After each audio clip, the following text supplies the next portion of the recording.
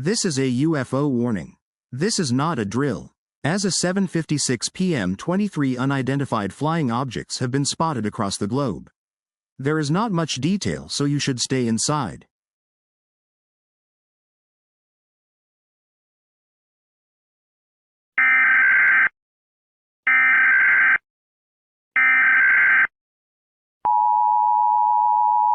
As of 12:56 a.m., 356 unidentified flying objects have been spotted, as well as 15 creatures.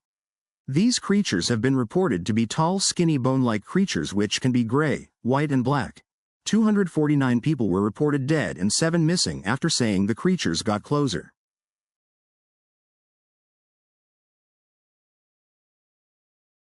Do not fall asleep.